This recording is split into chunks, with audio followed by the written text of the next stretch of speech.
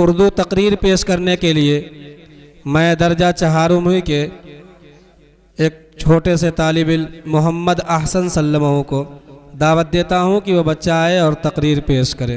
اور نحمد ونصلی علی رسول الکریم اما بعد اعوذ باللہ من الشیطان الرجیم بسم اللہ الرحمن الرحیم.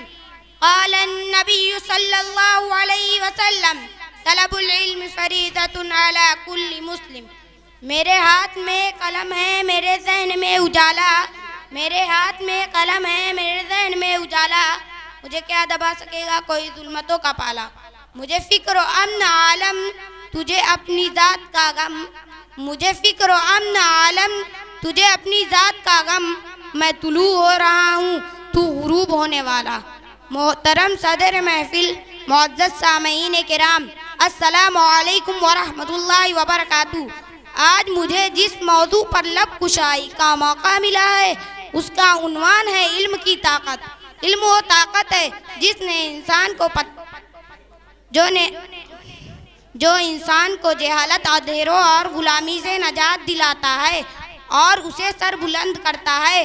اللہ تعالی قرآن مجید میں ارشاد فرماتے ہیں، جس کا مطلب ہے کہ کیا علم والے اور بے علم برابر ہو سکتے ہیں؟ میرے دوستو،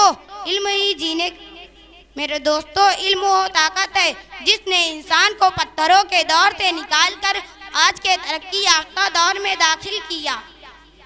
علم ہی جینے کا سلیقہ سکھاتا ہے، کیونکہ علم کی دھن جسے لگی ہی نہیں تو یہ طے ہے کہ وہ کسی بھی شعبے میں کامیاب شخص نہیں بن سکتا. علم انسان کو عقل و شعور عطا کرتا ہے جس سے وہ اپنی مشکلات کا سامنا کر سکتا ہے اور دنیا میں ایک مثبت تبدیلی لا سکتا ہے.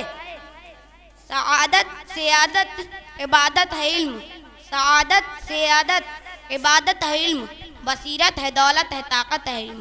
عزیز ساتھیوں، علم حاصل کرنا نہایت ضروری ہے، کیونکہ علم ہی ہماری ذاتی، سماجی اور روحانی ترقی کا ضامن ہے.